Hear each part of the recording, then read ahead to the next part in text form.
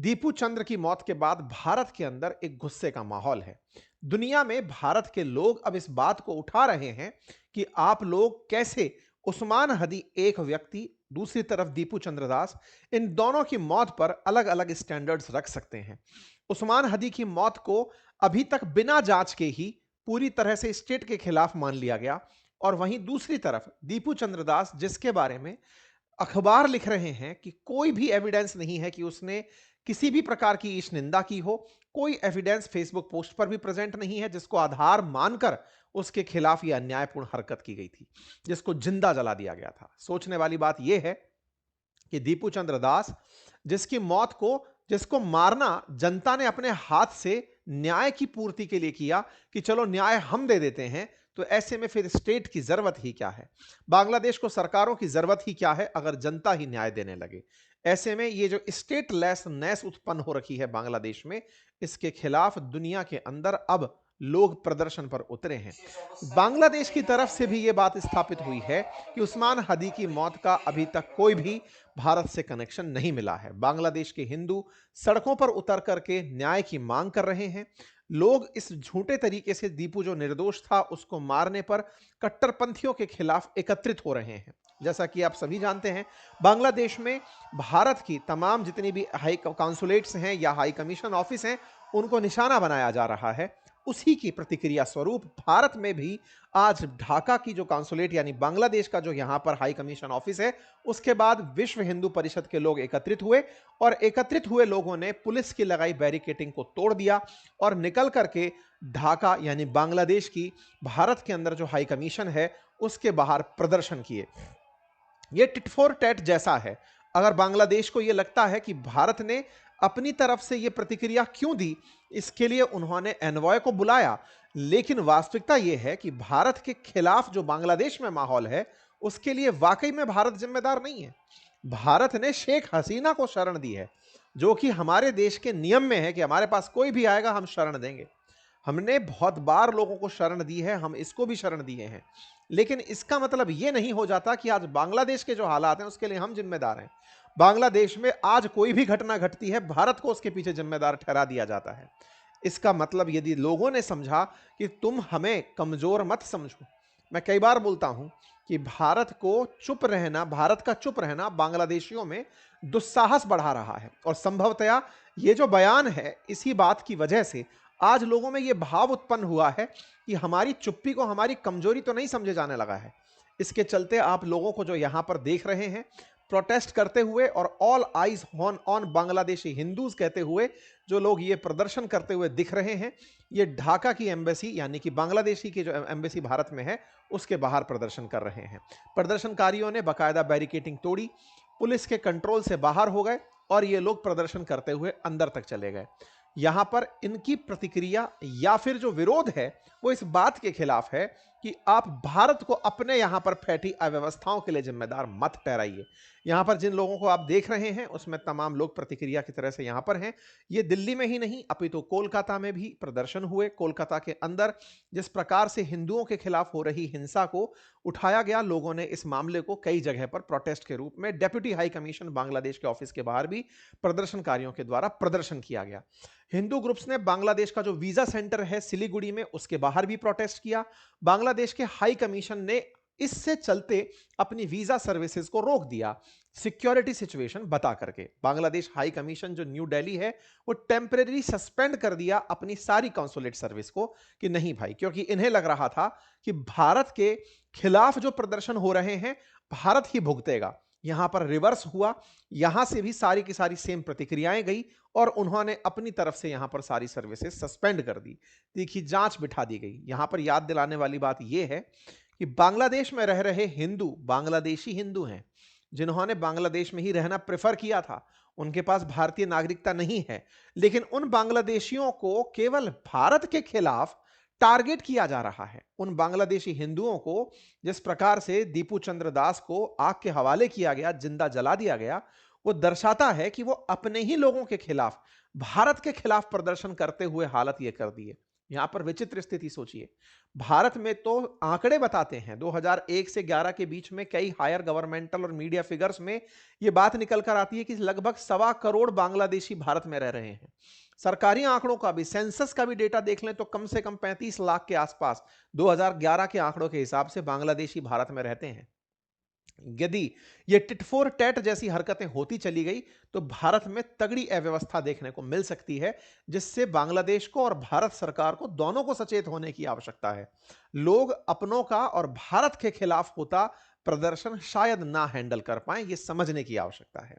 ऐसे में business standard इस बात को लिखता है कि ढाका ने समन किया इंडियन हाई कमिश्नर को, अपने यहां बुलाया, बुला करके साहब उनसे बांग्लादेश का जो मिशन है भारत में, वहां पर जो प्रदर्शन हो रहे हैं उनके बारे में सवाल जवाब किया कि साहब आपके यहां पर हमारे खिलाफ प्रदर्शन क्यों हो रहा है।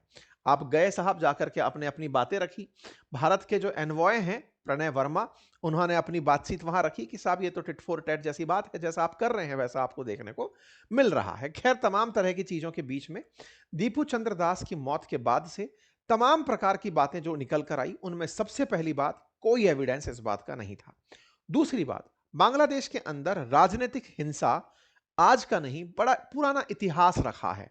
बांग्लादेश के अंदर विरोधियों को गोली से मरवा देना, उन पर हमले हो जाना इतिहास में रहा है। ऐसे में ये जो छात्र नेता हैं, इन छात्र नेताओं ने, जिन्होंने शेख हसीना को पद से हटा दिया, इन्होंने अपनी एक पार्टी बनाई एनसीपी। अभी इसी एनसीपी पार्टी के एक नेता पर फिर से गोली से हमला कर दिया गया, उसको भी हेडशॉट हुआ, उसकी भी सुर्खी कल बनी। फिर जैसे उस्मान हदी की मौत पर रुदन हुआ था, इसकी मौत पर भी, इसको गोली लगने पर भी, हालांकि अभी क्रिटिकल कंडीशन से बाहर है, ऐसे में इसको गोली लगने पर भी रुदन होना शुरू हुआ। ये तो बांग्लादेश के अंदर मारने वाला कार्यकर्ता वो पकड़ा गया, जिसने इस तरह की हरकत करी वो पकड़ा गया। इससे बांग्लादेश में फिर से भारत के खिलाफ इस प्रकार का प्रदर्शन जगह नहीं ले पाया। लेकिन यह बात समझने की है कि बांग्लादेश में यह पुराना इतिहास रहा है कि वहां अगर आपको लग रहा है कि आप सत्ता के नजदीक हो तो विपक्ष में या फिर जो आपसे खुश नहीं है आप पर हमला करना अपनी नेचर मानते हैं। ऐसे में बिना एविडेंस के ही भारत के खिलाफ बांग्लादेश का जो ये रुख था, ये भारत के लिए भी चिंता का विषय था और उन तमाम पश्चिमी देशों के लिए भी चिंता का विषय था जो कि अपना रुदन मचाए हुए हैं। यूएन ह्यूमन राइट को उठाकर देखिए, उन्होंने उस्मान हदी की मौत पर चिंता व्यक्त की, लेकिन उनके द्वारा एक भी बयान, इस बयान के अंदर एक भी लाइन दीपू चंद्र के प्रति नहीं थी। यहां पर everyone should refrain from violence लिखा था, लेकिन दीपू चंद्र का नाम नहीं था। यह दर्शाता है कि कहीं ना कहीं भारत अपनी बातों को रखने में पिछड़ रहा है। हालांकि ट्विटर ने यूएनएचआरसी के इस बयान पर अपनी तरफ से ही कम्युनिटी नोट लगा दिया और कहा कि उस्मान हदी भारत के खिलाफ बयान देता था, भारत के खिलाफ इस तरह से सोचता था कि वो कुछ बोलेगा और भारत चुप रहेगा। मेरे प्यारे साथियों, भारत की जनता चुप नहीं रह सकती। भारत के खिलाफ जो भी इस तरह के बयान करेगा, उन्हें सोचने की आवश्यकता है। लोग प्रतिक्रिया स्वरूप बाहर निकलेंगे और वो निकल कर आए। यहां पर एक बात और जानने की है, दुनिया में भारत को अपना स्टैंड रखना होगा। यह बात कहीं ना कहीं अब हमारी विदेश नीति के अराउंड खड़ी होने लगी है। भारत किन मसलों पर बांग्लादेश के सामने चुप बैठा है, यह बात हमें समझनी होगी। क्या हम यह सोच करके कि रिश्ते और खराब ना हो जाएं, हमने पहले ही शेख हसीना को शरण दे करके अंतर्राष्ट्रीय प्रेशर से अपने आप को बचा रखा है?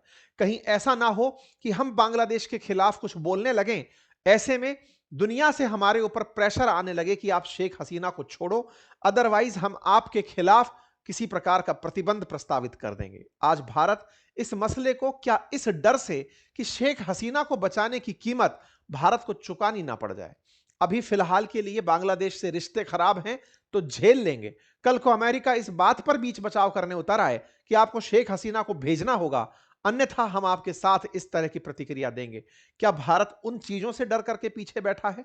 यह बड़ा सवाल है। हालांकि हिंदुओं के खिलाफ हो रही इस प्रकार की हिंसा पर दुनिया भर से अब प्रतिक्रियाएं आने लगी हैं।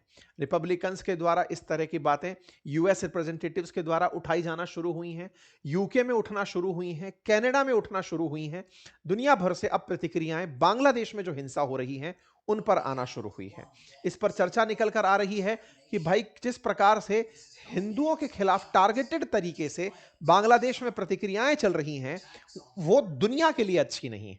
इसी बात पर शेख हसीना का भी एक बयान बाहर निकल कर आया। शेख हसीना ने बहुत ही सही तरीके से एक बात को रखा और वो बात यही थी कि ये कैसी स्थिति है कि किसी देश के अंदर इतना कायोस है कि जर्नलिस्ट सेफ नहीं है, सिटी सेफ नहीं है, मीडिया को चुप करा दिया गया है, सांस्कृतिक साइट्स पर हमले किए जा रहे हैं, डिप्लोमेसी को धमकाया जा रहा है। ये कैसी स्थिति है? बांग्लादेश ने खुद के लिए क्या बनाकर रखा है? वास्तविकता में ये बात तमाम उन बांग्लादेशियों को समझनी चाहिए जो एक समय तक जाने जाते थे इस बात के लिए कि इनके यहां की पर कैपिटा इनकम भारत के कंपटीशन में एक बार तो भारत से आगे भी निकलने की खबर बनी थी। आज वो बांग्लादेश अगर सुर्खियों में है तो अपने यहां पर चल रही हिंसाओं के चलते, राजनीतिक अस्थिरता के चलते। आज बांग्लादेश पाकिस्तान के करीब जाकर के कितना गड्ढे में गिर गया है, यह बांग्लादेश को समझने की आवश्यकता है। एक समय बांग्लादेश को दक्षिण एशिया का मैन्युफैक्चरिंग हब बनते देखा जा रहा था। कपड़े के उत्पादन में बांग्लादेश बहुत तेजी से आगे बढ़ रहा था। आज वहां पर फैक्ट्रियां लगातार बंद हो रही हैं, वहां से मजदूर पलायन कर रहे हैं, भूखे मरने के लिए विवश हैं, बेरोजगारी चरम पर है क्योंकि वहां पर सत्ता की अस्थिरता ने, जो कि शेख हसीना के समय पर पूरी तरह से मैन्युफैक्चरिंग के केंद्र में आगे बढ़ रही थी, आज वहां पर इन्हें हटाकर अपनी सत्ता बनाने की जो चाह से मोहम्मद यूनुस की है, उसने इन्हें पूरी तरह से बर्बाद कर दिया है। इसी बात को रूस ने इन्हें याद दिलाते हुए कहा। रूस के जो प्रतिनिधि बांग्लादेश में हैं, अलेक्जेंडर ग्रिगनोविच, इन्होंने बांग्लादेश को याद दिलाते हुए कहा कि 1971 मत भूलिएगा, जिस समय भारत और रूस ने मिलकर के तुम्हारा जन्म करवाया था। यहां पर बकायदा इनके द्वारा यह शब्द मेंशन किया गया कि भारत ने किस प्रकार से बांग्लादेश का बचाव किया, या बांग्लादेश को पैदा होने में, क्योंकि पाकिस्तान, पूर्वी पाकिस्तान बांग्लादेश बना था, उसके जनक के रूप में भारत की भूमिका को रूस ने बांग्लादेशियों के सामने दोहराया। उन्होंने कहा कि उस समय आपको याद होना चाहिए कि 1971 में अमेरिका पाकिस्तान के साथ जा खड़ा हुआ था और 1971 का वॉर भारत के ऊपर धकेला गया था। पाकिस्तान ने इसे इस तरह से लिया था कि भारत बांग्लादेश या पूर्वी पाकिस्तान में अस्थिरता का बड़ा कारण है, जिसके चलते भारत पाकिस्तान के बीच युद्ध की नौबत आ गई थी। ऐसे में रूस भारत के साथ आया था और हमने पाकिस्तान के 2 टुकड़े करवाए थे। पाकिस्तानियों को, मतलब 93 पाकिस्तानियों को सरेंडर करवा दिया था। जो हालात थे वो आपके सामने हैं। आज यही पाकिस्तान, पूर्वी पाकिस्तान, बांग्लादेश आपस में मिल रहे हैं और इनका मिलना भारत के लिए घातक बन रहा है। घातक कैसे बन रहा है? यह आदमी एक और स्ट्रेटेजिक प्लानिंग में लगा हुआ है और वो प्लानिंग ये है, भारत में जिस तरह की आए दिन मांग उठ रही है और वो है सिलीगुड़ी कॉरिडोर चौड़ीकरण योजना। भारत में डिमांड उठ रही है कि रंगपुर को पूरी तरह से कब्जे में लेकर के सिलीगुड़ी कॉरिडोर को भारत को चौड़ा देना चाहिए। दूसरी तरफ चर्चा है कि चिटगांव को, जो पोर्ट है, त्रिपुरा को, मेघालय को, इनको, त्रिपुरा मिजोरम को पूरी तरह से चिटगांव को कब्जे में लेते हुए पूरी तरह बीच पर पूर्वोत्तर भारत को ले आना चाहिए। भारत में जिस तरह की ये मांग उठ रही है, इसी मांग के बीच में ये पाकिस्तान से बातचीत करने निकल रहे हैं। बातचीत की जानकारी निकल कर आती है एक एक्सक्लूसिव खबर में, रिपोर्टर्स के माध्यम से जानकारी बाहर निकल कर आती है कि पिछले दिनों में जो पाकिस्तानी ऑफिशियल्स आकर के बांग्लादेश पहुंचे थे, वो असल में पाकिस्तान के साथ में, बांग्लादेश के साथ में सऊदी अरब स्टाइल वाली डील करने आए थे। आपको याद होगा, हमने आपको कुछ दिनों पहले एक सेशन किया था जिसमें बताया था कि कुछ बड़ा करने की फिराक में बांग्लादेश लगा है। मैंने लगभग 1.5 महीने पहले आपको यह खबर दी थी जिसमें बताया था कि पाकिस्तानी युद्धपोत, पाकिस्तान के बड़े सेना के अधिकारी बांग्लादेश में पहुंचने लगे हुए हैं। ऐसे में जानकारी निकल कर आती है कि बांग्लादेश और पाकिस्तान मिलकर एक ऐसे डिफेंस पैक्ट की तैयारी कर रहे हैं जिस तरह इन्होंने सऊदी के साथ की थी। सऊदी के साथ पैक्ट यह था पाकिस्तानियों का कि अगर सऊदी पर हमला होगा तो पाकिस्तान उसका साथ देगा और पाकिस्तान पर हमला होगा तो सऊदी उसका साथ देगा। पाकिस्तान वैसा ही डिफेंस पैक्ट बांग्लादेश के लिए लाना चाहता है, जिसके तहत अगर कल को बांग्लादेश पर भारत हमला करता है तो पाकिस्तान उसके साथ खड़ा रहेगा। वहीं दूसरी तरफ भारत पाकिस्तान के बीच में कभी तकरार होता है तो बांग्लादेश उसका साथ देगा। यह वापस से 1971 से पहले वाली स्थिति पैदा होती हुई दिखाई बांग्लादेश में दे रही है। भारत को आवश्यकता है कि इसे किसी ना किसी तरीके से रोका जाए और जो भी आवश्यक कार्रवाई है, ये जो चौड़ीकरण योजना है सिलीगुड़ी कॉरिडोर की, अगर ये करना है तो इसे इस पैक्ट से पहले ही निपटा दिया जाए, बाद की बाद में देखी जाएगी। कुल मिलाकर के ये तमाम चीजें हैं।